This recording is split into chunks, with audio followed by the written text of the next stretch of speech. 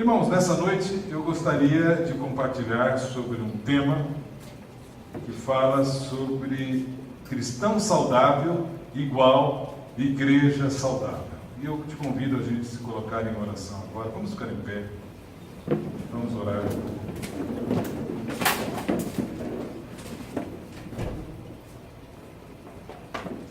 Senhor, nós estamos aqui nessa noite dentro do Teu projeto de igreja para Te cultuarmos com toda a nossa intensidade, com o melhor da nossa mente, o melhor do nosso coração. E nós queremos Te pedir que o Teu Espírito Santo se mova aqui em liberdade, dando-nos espírito de sabedoria e revelação na Tua palavra.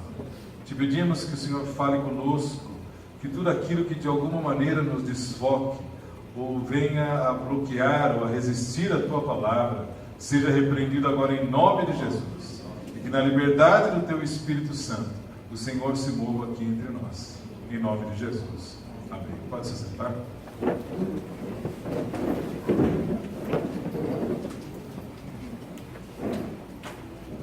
Cristão saudável igual igreja saudável. E será que não seria ao contrário? Será que não é a igreja que torna o cristão saudável? E aí depende.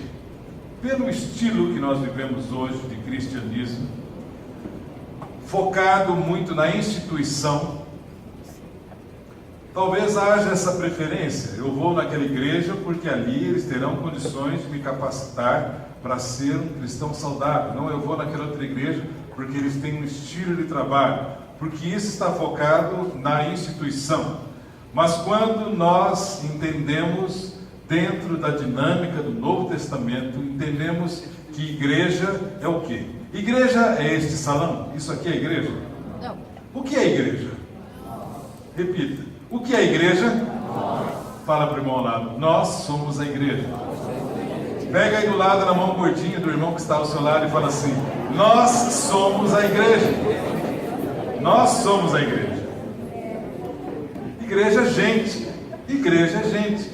Nós somos a igreja. Com isso, a gente entende que cristãos saudáveis formam uma igreja saudável, já que a igreja é composta por pessoas, não é uma instituição, não é um prédio, porque tudo isso é passageiro, mas a igreja do Senhor Jesus permanece. E a Bíblia diz que as moradas celestiais, um dia, lá quando estaremos com o Senhor, será um local sem dor, um local sem choro, sem sofrimento, sem políticos, sem absolutamente nada desse tipo de coisa, graças a Deus. Será um local de alegria, será um local de celebração, de presença constante em Deus, será sempre aquela perfeita comunhão, que coisa tremenda. Ansiamos por esse dia. Agora, se aqui na terra estamos nesse mundo que não é fácil, e lá no céu é tão bom, por que a gente tem que continuar por aqui? Por que quando a gente se converte, a gente já não vai diretamente e começa a desfrutar dessa vida maravilhosa que Deus tem preparado para nós? E a resposta é essa: porque Deus tem um propósito para que brilhemos a verdade, o testemunho do Evangelho neste mundo moralmente em trevas. Estamos aqui com o propósito de servir ao mundo, de brilhar a luz de Jesus. Num mundo em que a gente sabe, em que a tendência é piorar. E por isso mesmo, nós como igreja, precisamos estar atentos a isso. Se estamos aqui neste mundo, é para brilhar a luz de Jesus. A tendência do piorar é muito interessante. Essa semana eu vi uma reportagem que falava que nos Estados Unidos, aqueles vovós de 70, 80 anos de idade, que foram críticos à geração dos anos 60, a geração hippie, que pregava o paz e amor, e esse amor, logicamente, era um amor livre, sem nenhum tipo de compromisso. Essa mesma geração, que deveria ser uma referência moral para a sociedade. Agora, com 70, 80 anos, eles não se casam mais, aqueles que estão viúvos, sozinhos, de alguma maneira. Eles não se casam mais. Eles se ajuntam por um tempo. E por quê? Tem família, tem herança, tem umas coisas, é melhor a gente se juntar. E se não der certo, depois cada um segue o seu caminho. Ou seja, os velhinhos ficam. Aquela geração que deveria ser uma referência moral, hoje faz as mesmas coisas que a antiga geração fazia. E Deus não nos chama para sermos ermitões urbanos. Ouvi essa semana essa frase do Cid e eu gostei demais. Deus não nos chama para sermos ermitões urbanos. Deus não nos chama para vivenciarmos uma vida no mosteiro. Aliás, os mosteiros foram criados exatamente nessa ideia de, num mundo depravado, as pessoas se separavam num lugar para ali procurarem viver uma vida de santidade. No tempo de Jesus já havia os essênios, que era um grupo que tinha essa ideia. Nós vamos nos separar do mundo, e viviam em locais extremamente distantes ali, uma aparente santidade. Na realidade, não é esse o propósito de Deus para nós, de vivermos reclusos, mas de vivermos aonde o Senhor nos colocou, os valores morais e cristãos no mundo incrédulo e moralmente deformado. Deus nos coloca em todos esses lugares para que ali façamos a diferença. Ali no seu trabalho, entre os seus familiares, aonde Deus te semeou, Ele te colocou ali para que você faça a diferença. Por isso, você ainda não foi levado para o céu, por isso você está aqui na terra com um propósito. E é importante que esse propósito se cumpra. Por isso, nesta noite, eu gostaria de refletir com você sobre 3 tipos de pessoas que Deus procura para que a igreja se torne saudável. 3 tipos de pessoas que Deus procura para que a igreja se torne saudável. Logicamente, há muito mais coisa a explorar sobre esse tema, mas por uma limitação de tempo, vamos nos limitar a esses 3 aspectos. E o primeiro tipo de pessoa que Deus procura são os intercessores. Os intercessores. Em Ezequiel capítulo 22, versículo 30 diz assim: procurei entre eles um homem que erguesse o muro e se pusesse na brecha diante de mim, em favor da terra, para que eu não a destruísse, mas não encontrei nenhum só. A brecha era algo que naquele tempo, na linguagem de Ezequiel, o povo entendia, porque as pessoas moravam em cidades fortificadas em muralhas. Então, quando um povo invasor atacava uma cidade, o objetivo era abrir uma brecha nas muralhas e ali conseguir entrar. Consequentemente, aqueles que se defendiam, quando era aberta uma brecha na muralha, eles rapidamente tentavam fechar aquela brecha. Eles rolavam pesadas pedras, eles colocavam madeira, eles concentravam ali a defesa, porque era importante que aquela brecha fosse tapada, para que os inimigos não entrassem. E aí surge essa pergunta dentro do versículo que nós lemos: por que Deus precisa que alguém se colocasse na brecha? Por que Deus precisava de alguém que se colocasse na brecha? Deus é soberano sobre todos os assuntos deste mundo. Ele é 100% justo.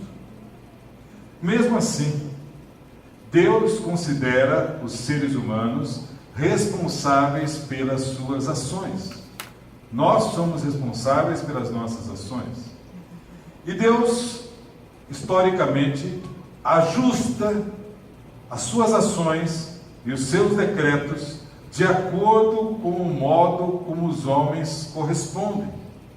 No caso de Judá, que é o texto que nós lemos, Deus determinou que a forma de a nação agir diante das advertências de Deus e as ações disciplinares que Deus estava colocando determinaria o destino dela. O arrependimento genuíno traria bênçãos.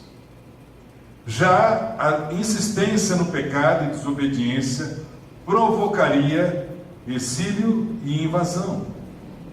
Deus estava disposto a adiar o castigo caso um justo sequer aparecesse para interceder pela cidade, para fechar brecha, para conduzir novamente o povo de volta a Deus.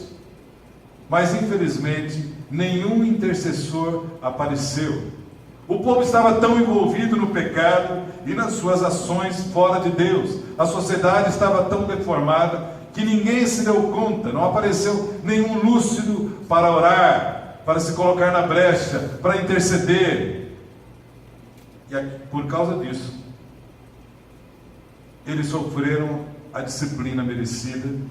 Deus permitiu que o rei Nabucodonosor invadisse Judá, e eles foram levados cativos para a Babilônia, onde ali ficaram durante 70 anos, porque não apareceu alguém que se colocasse na brecha. E meus irmãos, não é muito diferente da situação do nosso país hoje. O nosso país vive uma situação de desesperança. Você semanalmente vê novas notícias na Lava Jato.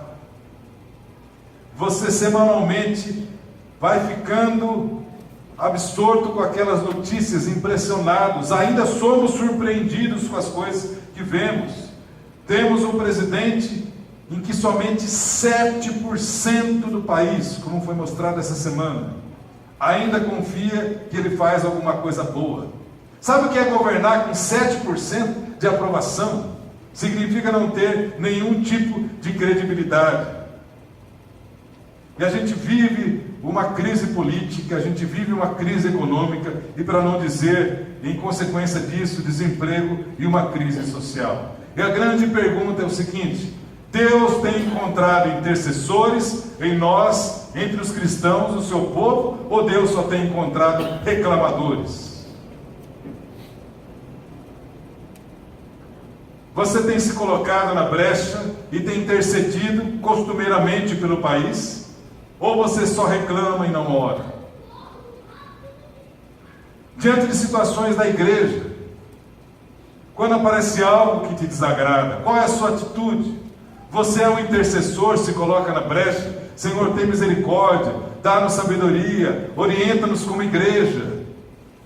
Ou a sua posição é de reclamar, como qualquer outra pessoa lá no mundo faz? O que Deus tem encontrado em nós? Intercessores ou murmuradores? E o interceder deveria ser uma obrigação de todo cristão, mas infelizmente acaba sendo uma categoria especial. Parece que são sempre os mesmos que estão na vigília, os mesmos que estão em reunião de oração, os mesmos que estão em débates. E muitos só aparecem nessas reuniões quando estão desesperados. Confesso para vocês a minha preocupação em relação a uma nova geração que nós temos.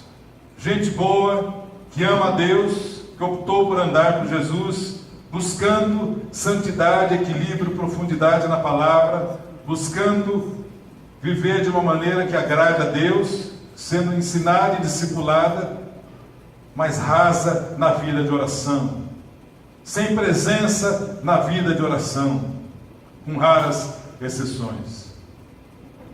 Precisamos nos despertar a isso, a sermos intercessores, porque o intercessor é aquele que não ora somente por ele. O intercessor não é aquele que vai diante do Senhor somente para orar pelas suas dores, pelos seus problemas, pelas suas dificuldades, da sua família. Não. O intercessor, além de orar por si mesmo, ele ora por aquilo que move o coração de Deus.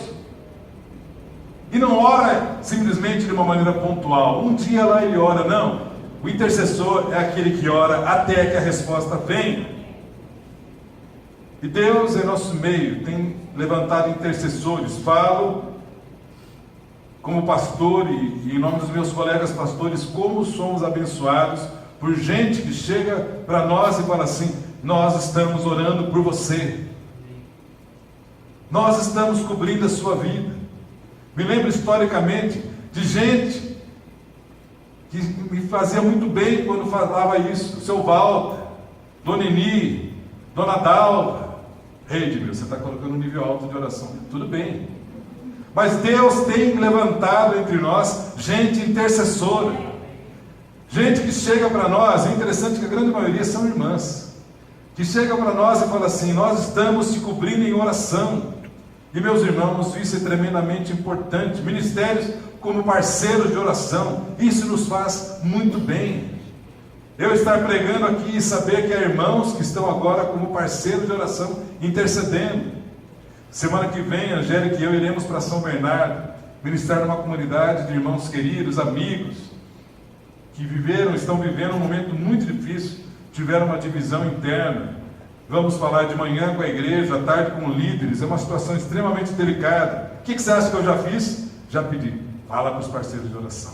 Por quê? Quero estar coberto em oração. Olha, os ministérios são extremamente importantes aqui na igreja. Eu gosto e incentivo todos em ministérios, mas eu quero te dizer o seguinte: aqueles irmãos que são intercessores são colunas da igreja.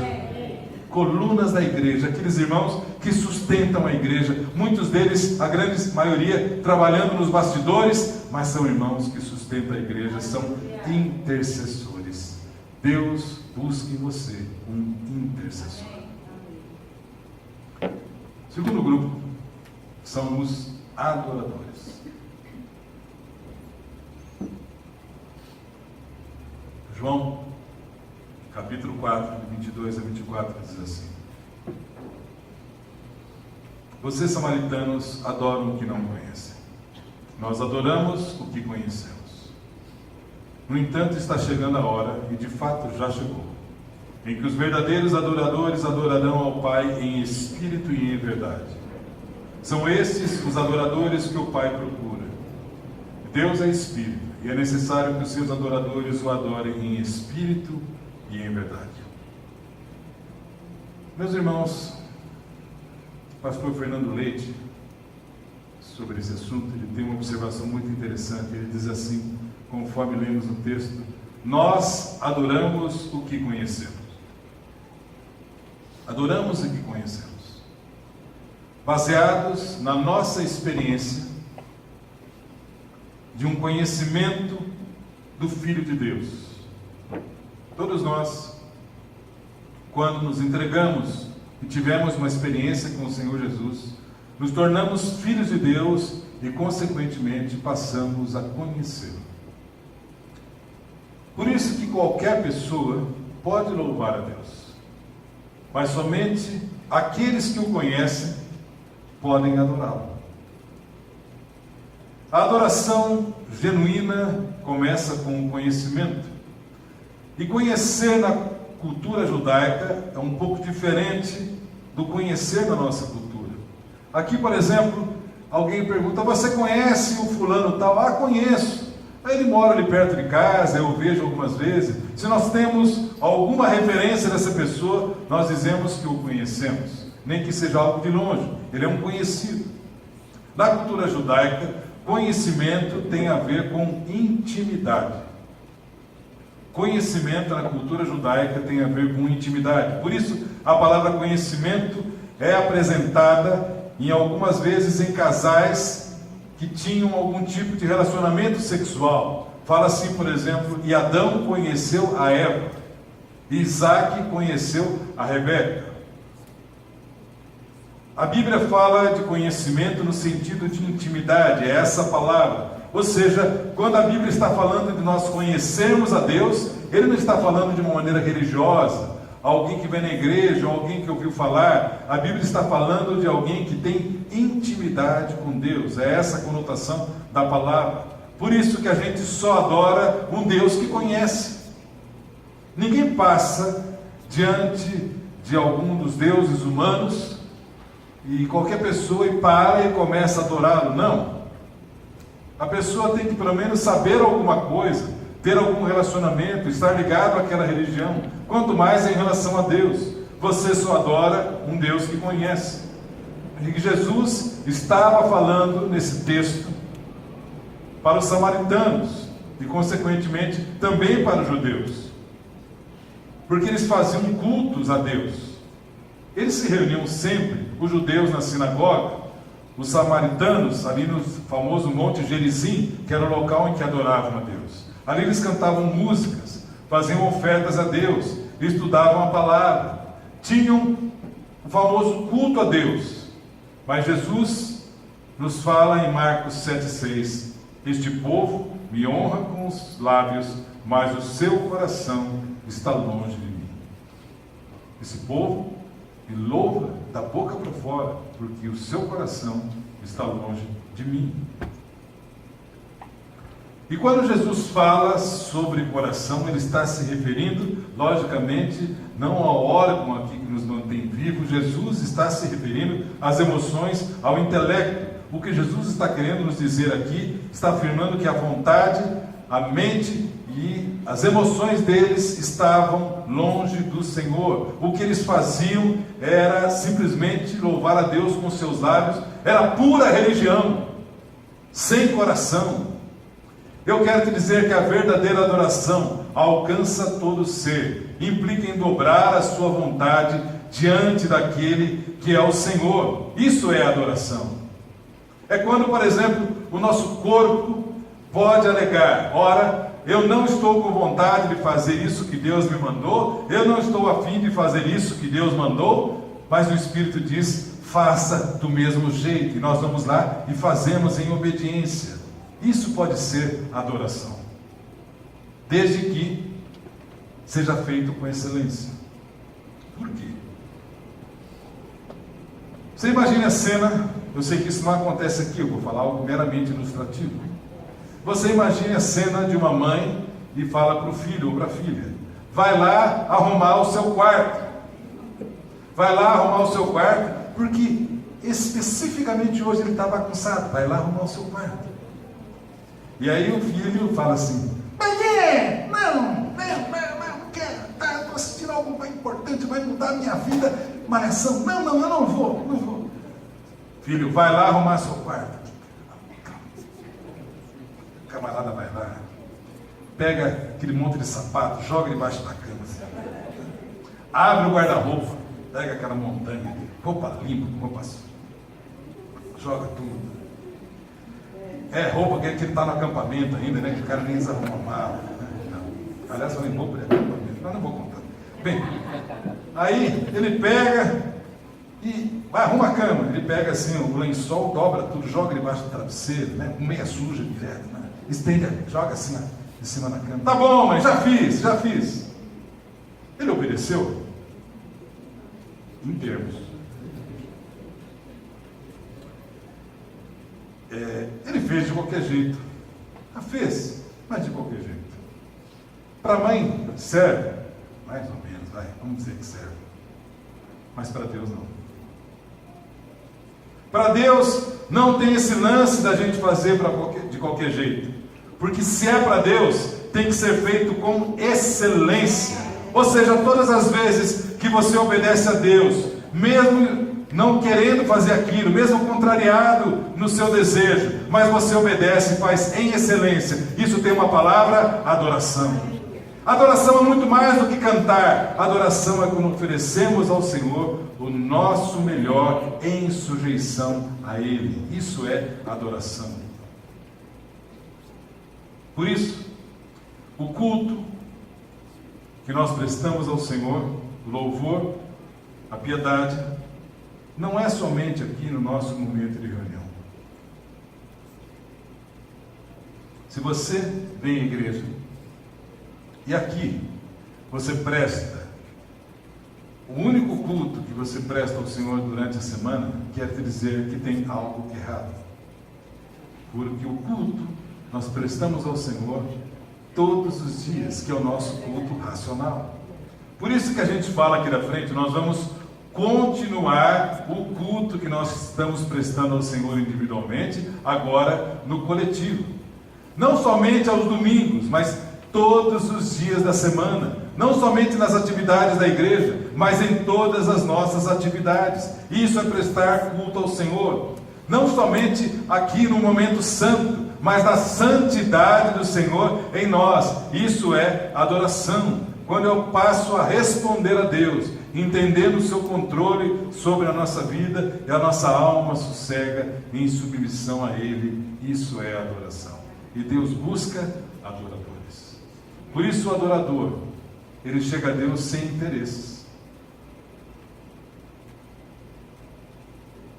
O adorador, ele cultua a Deus sem interesses. O adorador não vem aqui simplesmente para recarregar as baterias. Recarregar a bateria a gente faz no quarto, na intimidade com Deus. O adorador não vem aqui simplesmente para receber a bênção, porque embora Deus nos abençoe, o centro da reunião não somos nós. O centro da reunião é Deus e o ser adorado. Isso é culto ao Senhor. Por isso, Ele é o único digno da nossa adoração. Deus busca intercessores e Deus busca adoradores. Ele tem encontrado em você um adorador? E o último grupo que nós vamos citar, Deus busca cristãos saudáveis que sejam trabalhadores. O texto aqui chamado ceifeiros. Mateus 9, 35 a 38 diz assim: Jesus ia passando por todas as cidades e povoados, ensinando nas sinagogas, pregando as boas novas do reino e curando todas as enfermidades e doenças. Ao ver as multidões, teve compaixão delas, porque estavam aflitas e desamparadas, como ovelhas sem pastor. Então disse aos seus discípulos: a seara é grande, mas os trabalhadores são poucos. Peçam, pois, ao Senhor da seara que envie trabalhadores para a sua seara. Meus irmãos, esse texto é muito interessante, porque Jesus não pede que oremos por recursos. Por quê? Porque Ele já é o dono da prata e do ouro. Jesus não pede que a gente ore para que o coração das pessoas esteja preparado para o Evangelho, porque Ele diz que os campos já estão prontos para a ceifa. Jesus não pede também simplesmente por mais gente, porque Ele não quer simplesmente mais gente, Ele quer o quê? Trabalhadores. Jesus manda que nós oremos por trabalhadores, mais trabalhadores para a seara. É muito interessante a maneira específica como Jesus nos ensina a orar. E nós vivemos em uma sociedade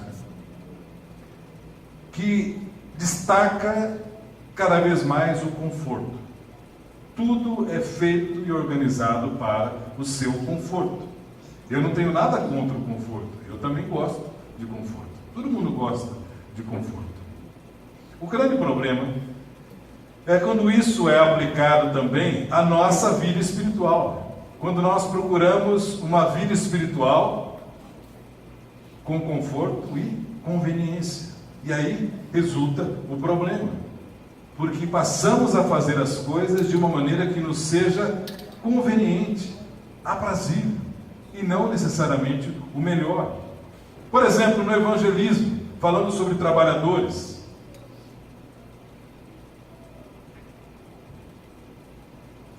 todos nós gostamos de batismos, todos nós gostamos de ver gente aqui se entregando ao Senhor.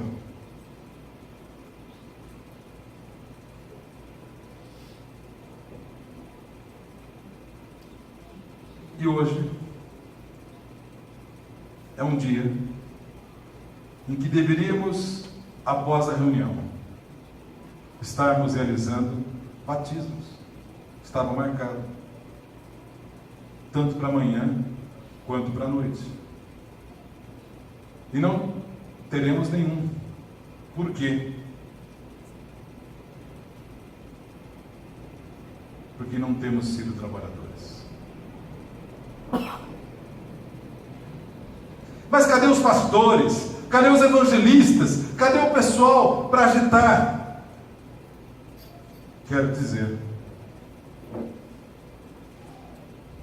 que a responsabilidade não é somente minha, não é somente sua. A responsabilidade é nossa. E se as coisas não aconteceram, se hoje nós não temos ninguém para se batizar, é porque nós, como igreja, cada um dentro da sua responsabilidade, já que a ordem de fazer discípulos é para todos. Não cumprimos aquilo que Jesus queria que cumpríssemos. Podemos estar fazendo muita coisa legal na igreja, mas não estamos sendo trabalhadores e ceifeiros da seara do Senhor.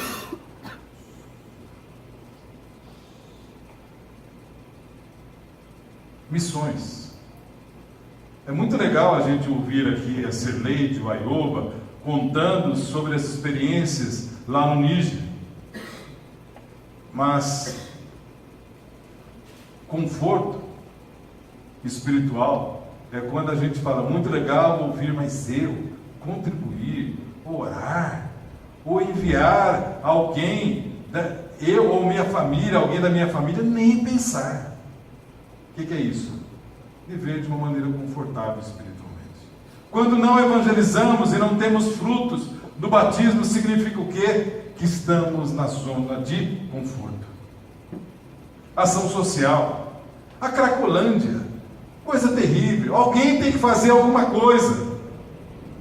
E aí, quando surge essa oportunidade de parceria da Prefeitura de São Paulo com a Cristolândia, em que nós estamos nos envolvendo para arrecadação de agasalhos, de alimentos, de roupas.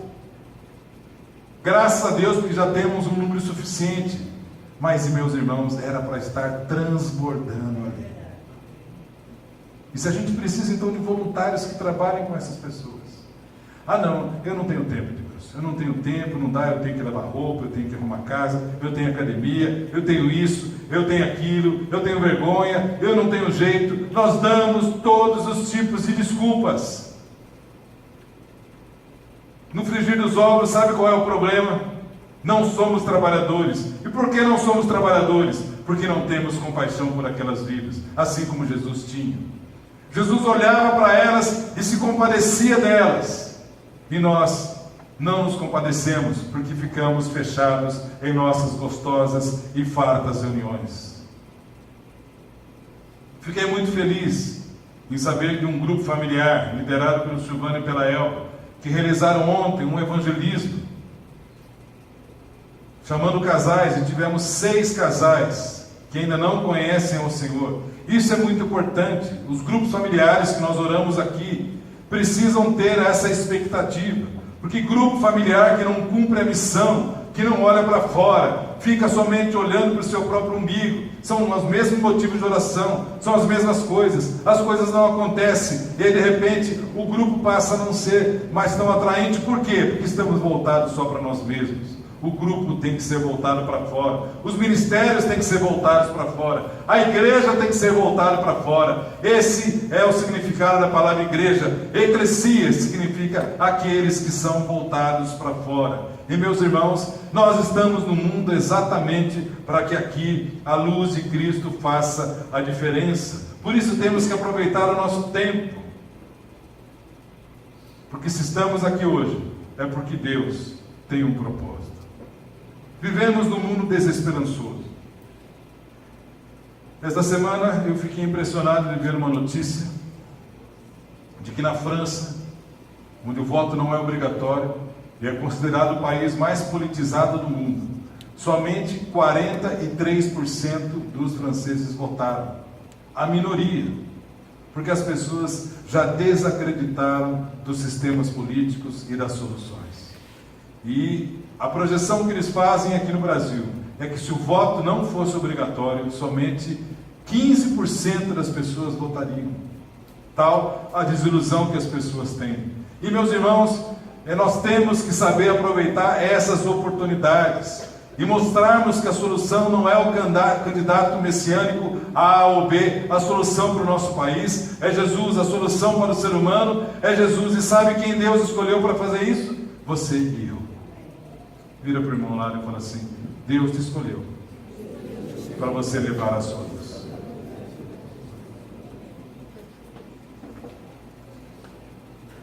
Em João 4,35 Jesus disse: vocês não dizem, daqui a 4 meses haverá colheita? Eu lhes digo, abram os olhos e vejam os campos, eles estão maduros para a colheita. O que Jesus está nos dizendo é: abram os olhos.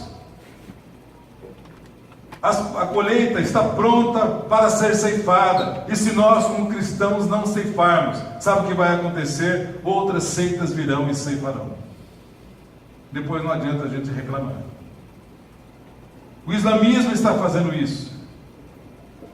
Além de enviar missionários, estão crescendo de uma maneira natural, com filhos naturais. Na Europa, a média de filhos de um casal europeu é de 1, em alguns países até menos que 1 por casal. Sabe quanto que é a média entre os islâmicos? 7, 8 filhos. O cálculo é que em 2030 a Europa, na sua maioria, seja islâmica. Precisamos abrir os nossos olhos e entender o Kairos, o tempo de Deus, que Deus nos colocou estrategicamente onde nos colocou, para que ali façamos a diferença. Por isso, a nossa parte é levar o Evangelho e pregar o Evangelho. Conversão é uma obra do Espírito Santo. Só o Espírito pode convencer a pessoa. Por isso nós, como igreja, estamos aqui para servir o mundo. Por isso que o nosso desafio como comunidade é de sermos uma igreja que valoriza as pessoas, levando-as ao conhecimento da palavra de Deus e a um relacionamento saudável com Ele, através do amor, da solidariedade e do serviço cristão. Sermos uma igreja contextualizada, abençoadora, voltada para os de fora e não em si mesmada, que ama e serve com boas novas e com boas obras. Meus irmãos, a nossa tendência humana é ficarmos na zona de conforto e fazermos atividades voltadas para nós mesmos, gastarmos o nosso tempo, os nossos recursos, as nossas energias voltadas para nós mesmos, mas eu quero te dizer que não é esse o propósito de Deus. E nem sempre a resposta virá imediatamente. Muitas vezes a resposta, o fruto, vem anos depois. E aqui eu quero contar um testemunho que muito me impactou, do Luiz e da Mal. Alguns dias atrás, a avó do Luiz, a mulher de Deus, Dona Emelinda, que o criou, faleceu. E no velório, com a família reunida, um pastor jovem começou a falar e dizer o quanto aquela irmã tinha sido abençoada. Ele é o novo pastor da igreja que ela fundou. E o quanto ela tinha sido importante na sua vida espiritual. E de repente falou assim: eu quero agradecer aqui a um casal, o Luiz e a Naldo, que investiram a sua vida para me evangelizarem também. E na hora eles não reconheceram, não entenderam, e depois ficaram sabendo, depois conversando com aquele jovem.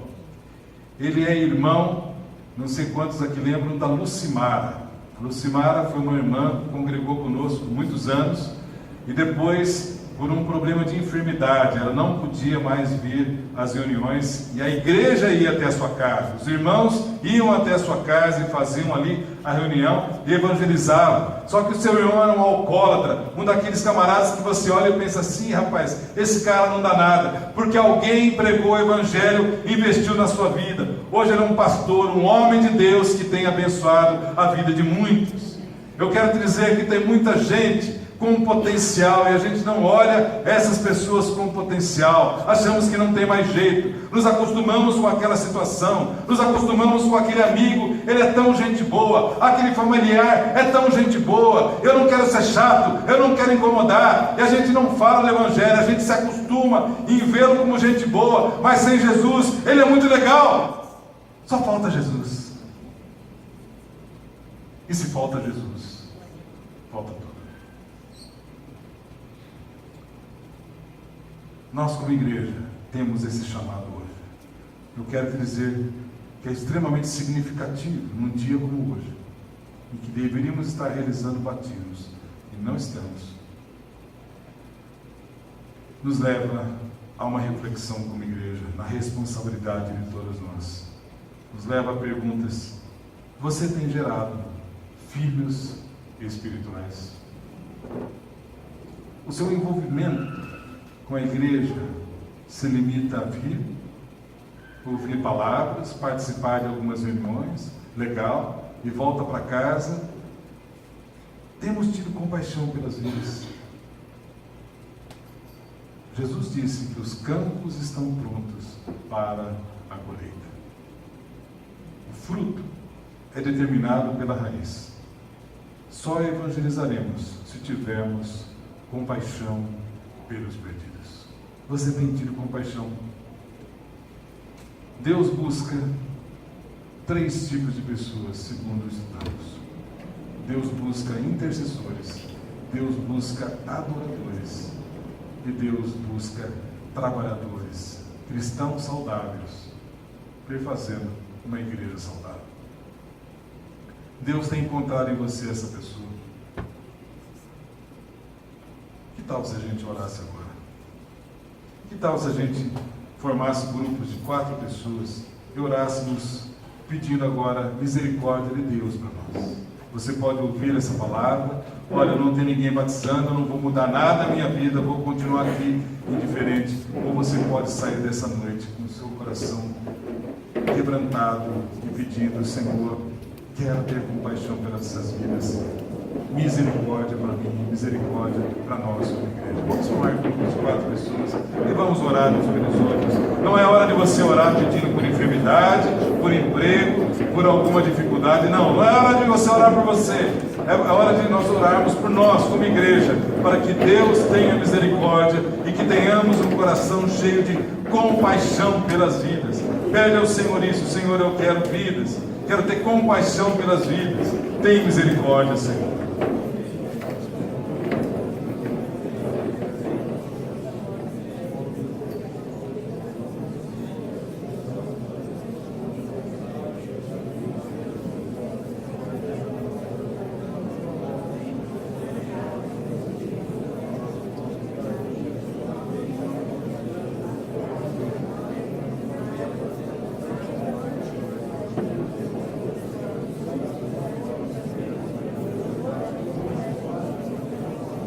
Pede ao Senhor perdão pela nossa ausência como igreja. Pede ao Senhor misericórdia.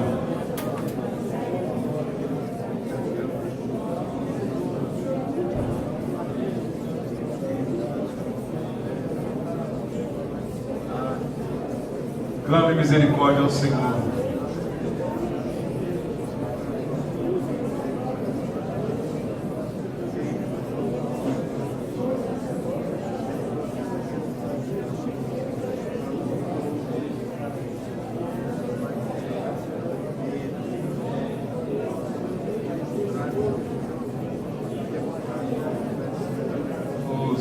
Tem misericórdia, perdão, Senhor. Oh, Deus.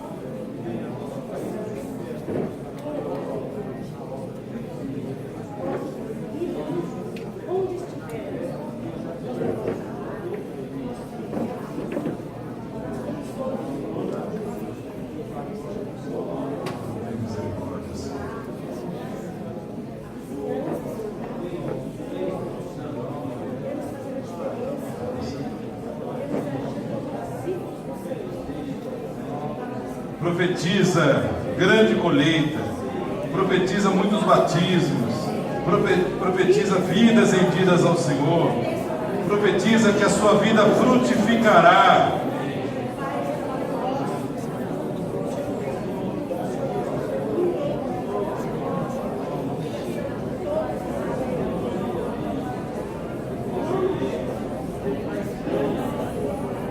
Profetiza a multiplicação de grupos.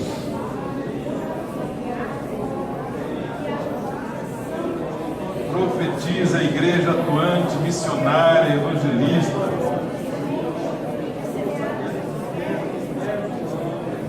Profetiza a igreja fora da zona de conforto.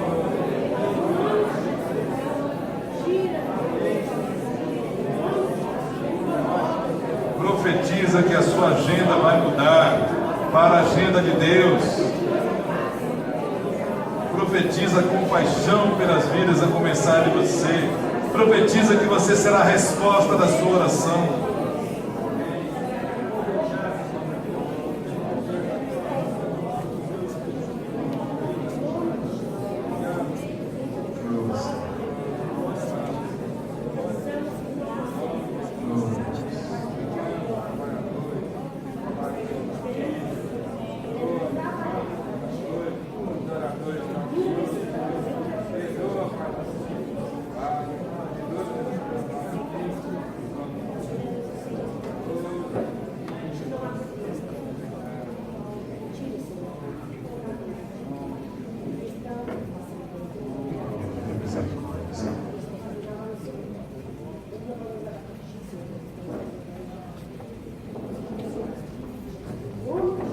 Irmãos, vamos orar juntos. Queria chamar o Alexandre para vir até aqui à frente. Vamos ficar em pé. Dê a mão para o irmão que está ao seu lado. Vamos orar, Alexandre, orando por nós e depois nos pedindo uma bênção.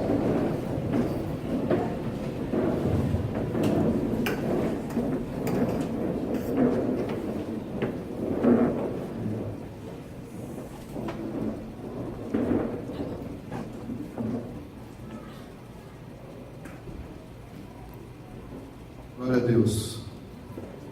Senhor, nós fomos aqui, Deus, graciados, ó Deus, Pai, pela Tua palavra, Senhor. Fomos exortados, ó Deus, ó Pai, a vivermos como o Senhor viveu na terra, tendo compaixão por almas, ó Deus.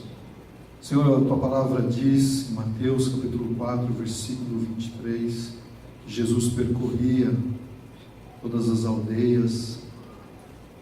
Vendo a multidão, Jesus se movia de íntima compaixão. Jesus, Senhor, saía para ensinar, para pregar o Evangelho.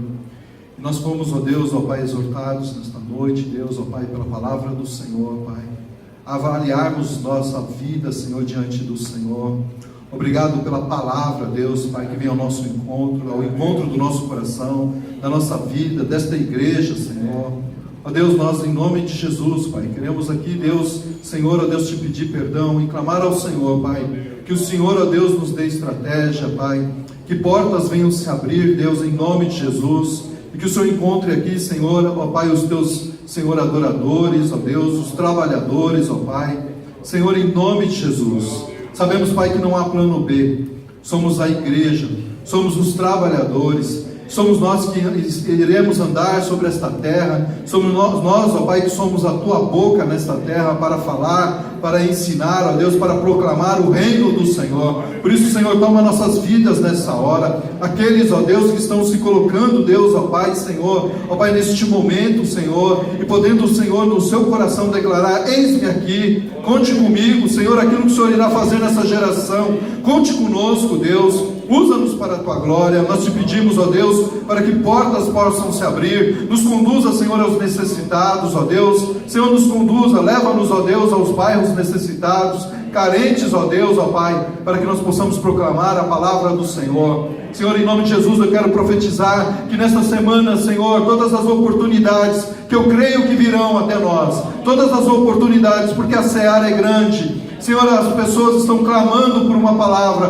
por um abraço, por um gesto de amor. Todas as oportunidades que virão, Senhor, até nós, que nós possamos, ó Deus, em nome de Jesus, nós possamos falar do Teu amor, para a glória do Teu nome. Usa-nos para a Tua glória nesta semana, e que seja, Senhor, tudo, Senhor, para a Tua glória, que o Senhor seja glorificado, Senhor, através das vidas, Senhor, do Teu povo, Senhor, em nome de Jesus. Possamos sair das quatro paredes e possamos glorificar o Teu nome, e possamos, ó Deus, ser agentes de paz nesta cidade, fazer a diferença, Senhor, se necessário for, que nós venhamos pregar, mas que a nossa atitude venha atrair pessoas, ó Deus, que eles encontrem em nós a tua presença, Jesus. Para a glória do teu nome nós oramos. Que o Senhor, ó Deus, possa nos levar em paz.